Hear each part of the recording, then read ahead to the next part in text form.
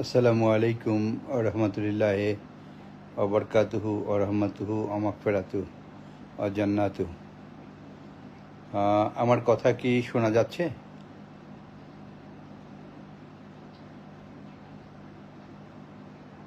আপনারা যদি দয়া করে আমাকে জানান যে আমার কথা শোনা যাচ্ছে কি না, দেন আমি খুবই গুরুত্বপূর্ণ একটি বিষয়ে লাইভে এসে দুটো কথা বলার জন্য চেষ্টা করব ইনশাল্লাহ।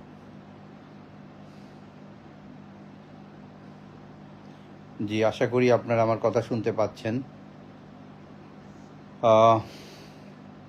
আসলে লাইভে এসে ওইভাবে কথা বলা হয় না, বলতে চাই না, কারণ কথা বললেই অনেক বেশি ভুল হয়, অনেক বেশি গুনাহ হয়, অনেক বেশি রিয়া হয়।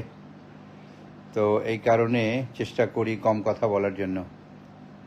তবে আজকে এই মুহূর্তে যে বিষয়টা নিয়ে কথা বলছি সেটি হলো বাংলাদেশে সামরিক কূ।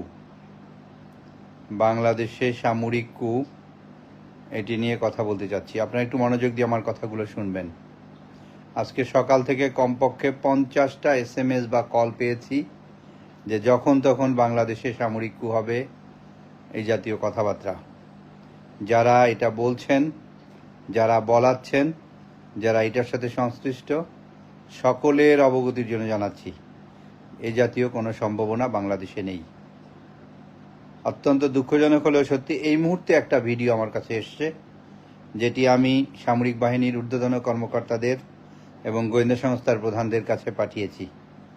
সেখানে দেখানো হয়েছে যে ক্যান্টনমেন্টে গোলাগুলি চলছে। এটি মিথ্যা কথা, আপনারা দয়া করে বিশ্বাস করুন, এটি মিথ্যা কথা। একটি মহল বাংলাদেশকে অস্থিতিশীল করতে চাচ্ছে। আপনারা একটু শুনুন দয়া করে। একটি মহল চাচ্ছে যে বাংলাদেশ অস্থিতিশীল হোক। আপনি আমার বুকে অস্ত্র চালান, আমি আপনার বুকে অস্ত্র চালাই। একটি মহল চাচ্ছে। তাদের ফায়দা কি, তারা কেন চাচ্ছে সেটা তারা ভালো বলতে পারবে। বাট বাংলাদেশে এই মুহূর্তে এরকম কোনো পরিস্থিতি নেই যে পরিস্থিতির আলোকে বলা যায় যে আজকে রাতে বা কালকে সকালে বা আগামী পরশুদিন এই জাতীয় ঘটনা ঘটতে পারে।